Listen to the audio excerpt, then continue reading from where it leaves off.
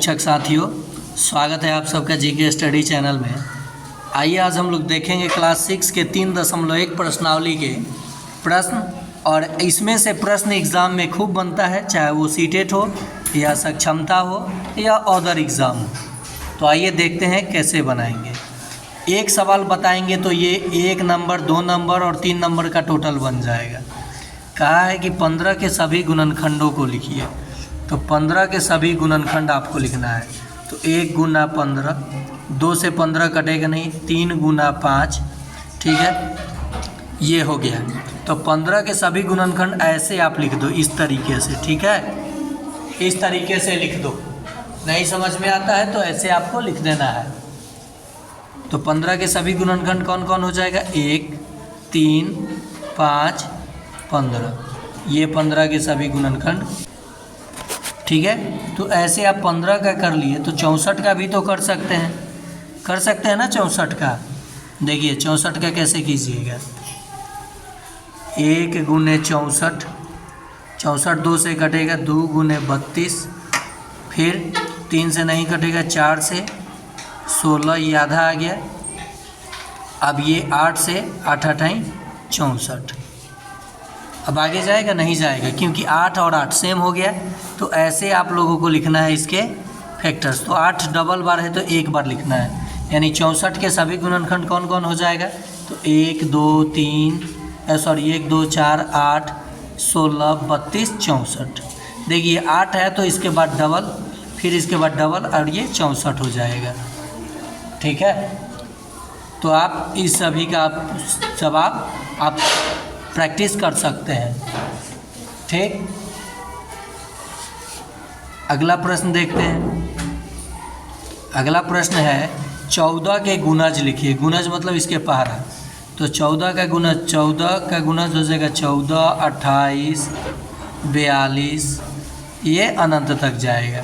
18 के गुणज, तो 18 कितने गुणज लिखना है नहीं बोला है, तो 18, 36, 54, ऐसे ये गुणज होता है। चलिए आगे चलते हैं, आगे प्रश्न को देखते हैं। बोला है कि निम्न में प्रत्येक के 5 गुणज लिखें। 5 मतलब अब 5 तक गुणज लिखना है, यानी 4 के 5 को गुणज लिखना है। 4, 8, 12, 16, 20, मैंने इसका पहाड़ा 5 को लिखना है। तो अब ये भी सब आपका बन जाएगा। चलिए, ये प्रश्न खूब पूछता है, ये तीनों प्रश्न खूब पूछता है परीक्षाओं में। तो सबसे छोटी अभाज्य संख्या है। सबसे छोटी अभाज्य संख्या क्या है? 2। क्यों? क्योंकि 2 के पास 2 ही फैक्टर होते हैं, एक और यह खुद। तो जिस संख्या के पास 2 ही फैक्टर्स हो तो वह अभाज्य संख्या कहलाता है। यही एक ऐसा सम संख्या है जो अभाज्य है। तो दूसरा प्रश्न देखिए, सम अभाज्य संख्या है कौन? 2। 3 अभाज्य युग्म का उदाहरण है। 3 अभाज्य युग्म का उदाहरण कौन सा है? तो आप इसे कमेंट में जवाब दीजिएगा। देखते हैं कितने लोग जवाब देते हैं। आगे देखते हैं प्रश्न। निम्न में कौन सी संख्या अभाज्य है? तो देखिए 31 अभाज्य है, जिस पे घेरा लगा दे रहा हूँ, और 23 अभाज्य है। बाकी सब भाज्य है क्योंकि इसके पास 2 से ज़्यादा फैक्टर होगा।